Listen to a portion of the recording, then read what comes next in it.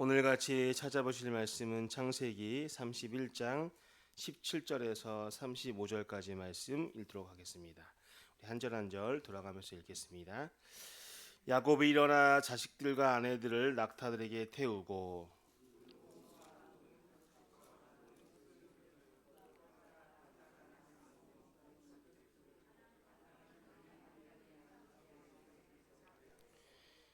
그때 라반이 양털을 깎으려 갔으므로 라헬은 그의 아버지의 드라빔을 도둑질하고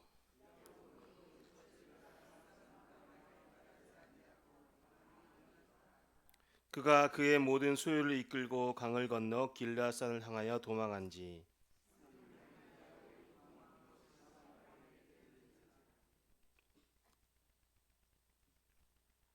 라반이 그의 형제를 거느리고 7일 길을 쫓아가 길르앗산에서 그에게 이르렀더니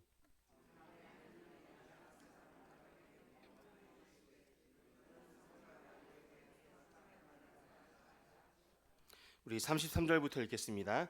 라반이 야곱의 장막에 들어가고 레아의 장막에 들어가고 두 여종의 장막에 들어갔으나 찾지 못하고 레아의 장막에서 나와 라헬의 장막에 들어가매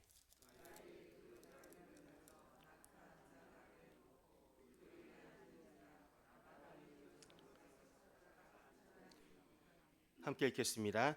라헬이 그의 아버지에게 이르되 마침 생리가 있어 일어나서 영접할 수 없사오니 내 주는 노하지 마소서 하니라. 라반이 그 드라빔을 두루 쳤다가 찾아내지 못한지라. 아멘. 네, 교회에서 신앙생활을 오래 하신 분들은 이것을 다 압니다. 하나님이 무엇을 가장 싫어하시는지 말입니다. 여러분, 하나님이 무엇을 가장 싫어하시죠? 바로 우상입니다. 우상이라는 말은 한자로 풀어보면 사람의 모양을 따서 만든 인형 같은 상을 뜻합니다.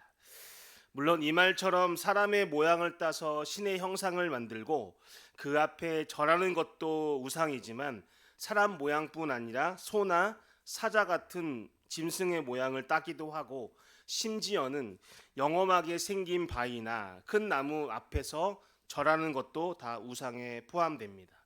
아무튼 우리 하나님은 이 우상을 정말 싫어하십니다. 그래서 성경에는 하나님을 질투하시는 하나님이라고 묘사하기도 하고 하나님의 모든 계명을 단 10개로 압축해 놓은 10계명에서도 첫 번째와 이 두 번째 계명은 다 우상을 금지하라는 명령인 것입니다. 그만큼 하나님이 우상을 싫어하신다는 뜻입니다. 그런데 우상이 이것뿐이겠습니까? 사람이나 동물의 모양을 딴 우상뿐만 아니라 우리 주변에서 흔히 볼 수 있고 우리가 늘 접하며 살아가는 것이지만 얼마든지 그것 또한 우상이 될 수 있음을 알아야 합니다. 이렇게 좋은 것, 편리한 것은 그만큼 우상이 될 위험이 높습니다. 왜냐하면 너무 애착이 가고 너무 귀하게 여겨지기 때문에 어떨 때에는 그것이 하나님을 대신하기도 하고 하나님처럼 그것이 귀하기도 하고 그러다가 하나님보다 더 좋아하게 될 확률이 높기 때문입니다. 하나님보다 사랑하거나 하나님만큼 사랑하는 것은 다 우상입니다. 그런데 우상의 종류가 또 한 가지 있습니다. 이 우상은 눈에 보이지 않습니다. 그런데 더 무섭습니다. 이 우상은 우리의 삶과 실생활 속에서 너무나도 깊숙이 침투해 들어와 있습니다. 그리고 무엇보다 이 우상은 사람들이 우상인지 잘 모릅니다. 많은 그리스도인들이 오늘날 우상인지도 모르고 이것을 애지중지하며 위하며 섬기며 살고 있습니다. 그래서 이것이 더 무섭다는 것입니다. 이 우상의 이름을 제가 이렇게 한번 붙여봤습니다. 우상 같지 않은 우상. 성경에 이 우상 같지 않은 우상이 정말 많이 나옵니다. 수많은 믿음의 조상들이 이 우상 같지 않은 우상을 우상인지도 모르고 섬기고 살다가 영적으로 많이 넘어졌습니다. 과연 이 우상 같지 않은 우상에는 어떤 것이 있을까요? 오늘 그 첫 번째 시간으로 믿음의 사람인 야곱의 집안에서 섬겼던 우상, 아니 조금 더 정확하게 말하자면 야곱의 처갓집에서 섬겼던 우상에 대해서 한번 알아보겠습니다. 이 야곱의 처갓집에서 섬겼던 결정적인 우상은 바로 본문 18절에 나오는 드라빔입니다. 이 드라빔은 히브리어 말로 테라핌이라는 뜻을 갖고 있는데, 한마디로 우리 집안을 지켜주는 수호신이고 가정 전용 우상입니다. 사람의 형상을 조각한 신상인데 아주 작은 것에서부터 사람 크기만한 것까지 다양하게 있고, 금이나 은으로 만들기도 하지만 보통은 나무로 만든다고 합니다. 지금도 유적지를 발굴해 보게 되면 당시 사용하였던 드라빔이 종종 발견되곤 합니다.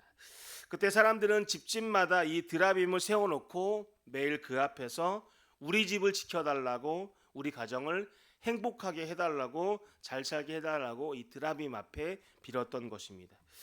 이렇게 보면 우리가 옛날에 우상을 섬길 때 집안에 모셔두었던 신주단지 비슷한 것이라고 생각할 수 있습니다.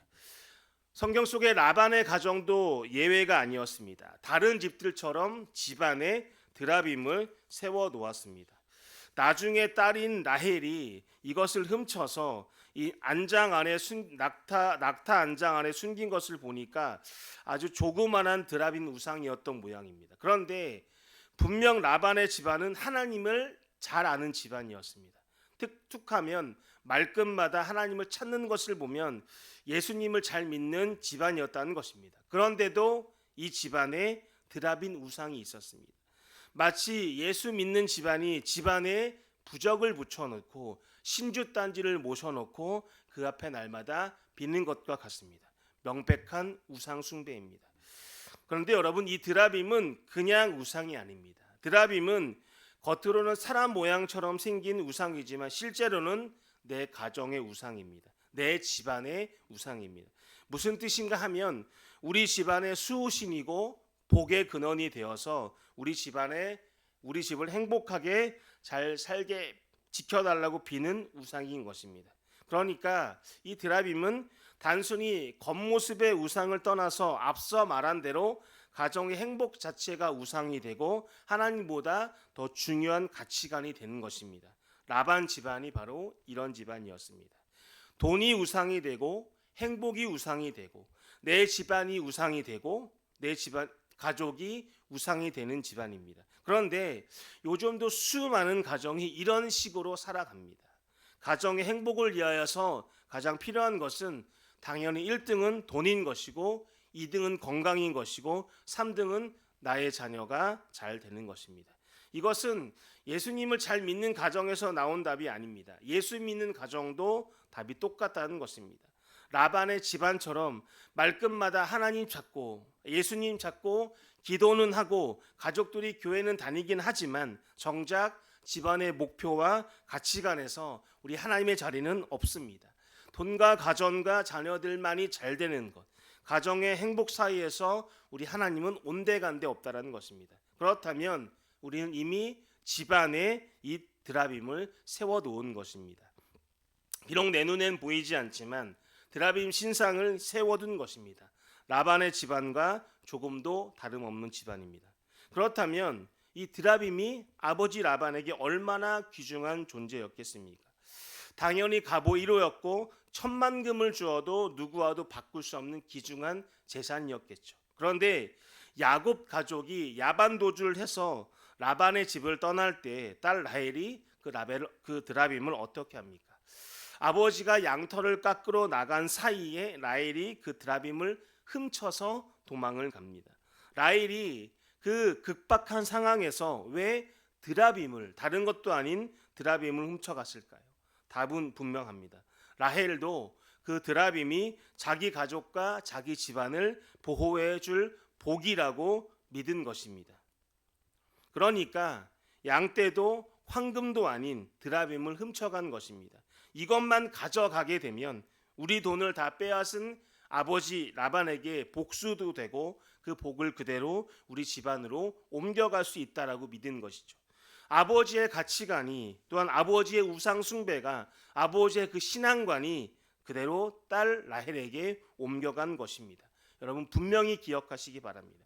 부모님의 가치관과 신앙관은 그대로 자녀들에게 옮겨갑니다. 사흘 만에 집으로 돌아온 라반은 야곱 가족이 야반 도주를 한 것을 알고 깜짝 놀라서 7일 동안 죽어라고 쫓아갑니다. 가족과 가축을 거느린 야곱 일행은 당연히 천천히 가고 라반 일행은 낙타를 타고 전속력으로 야곱의 가족을 쫓아갔을 거니까 결국 길르앗산에서 야곱 가족을 따라잡게 되죠. 그런데 따라잡은 장임견 아버지 이 라반의 말이 좀 이상합니다. 이렇게 이야기합니다. 너희들 나한테 왜 말도 안 하고 도망가듯 떠나갔느냐. 말만 나한테 했으면, 너희들이 나가 떠난다고 말만 했으면 환송 파티도 성대하게 해주고 손자 손녀들에게 입맞춤도 하고 그렇게 잘 보냈을 텐데 왜 야반도주 했냐는 말입니다. 여러분, 라반의 이 말이 정말 사실일까요? 정말 야곱과 딸들이 그냥 간 것이 섭섭하여서 라반이 그토록 죽어라고 일주일 동안 쫓아간 것일까요? 손자 손녀 마지막으로 보려고요? 이 말이 사실이 아님이 곧 드러납니다. 이 말을 한 후에 곧바로 라반이 두리번거리면서 무언가를 찾기 시작하죠. 야곱의 딸들과 여종의 장막까지 들어가 보면서 무언가를 애타게 찾는 것입니다. 무얼 그리 애타게 찾은 것일까요? 바로 드라빔입니다. 그렇다면 라반이 일주일 동안 죽어라고 야곱의 가족을 쫓아온 것도, 그리고 지금도 그토록 애타게 찾는 것도 바로 드라빔 때문임을 알 수 있는 것이죠. 야곱 가족이 떠난 게 섭섭해서도 아니고 딸들이나 손자 손녀 보려고 싶어서도 아니고 바로 이 목숨보다 귀한 드라빔 하나 때문에 일주일 동안 죽어라고 쫓아간 것입니다. 이후로 이 드라빔의 이야기는 나오지 않습니다. 과연 이 드라빔이 이 라헬의 바람처럼 그 집안을 지켜주고 복주었는지 우리는 잘 모릅니다. 다만 나중에 창세기 35장 4절 말씀에 보게 되면 야곱 가족이 베델로 다시 올라갈 때 가족들이 섬기던 모든 이방 신상들과 귀고리를 세겜 근처 상수리 나무 아래 묻고 갔다는 말씀이 나오는데 이때 이 드라빔도 함께 묻어뒀을 가능성이 높습니다. 그렇다면 이 순간까지도 야곱과 가족들은 드라빔뿐만이 아니라 각종 우상을 집안에 세워놓고 섬기고 있었다는 뜻이 됩니다. 다른 집안도 아니고 바로 야곱의 집안이 말입니다. 작은 드라빔 하나가 발단이 되어서 결국 온 집안에 우상이 가득한 가짜 크리스천 집안이 되었다는 뜻입니다. 말씀을 뵙겠습니다.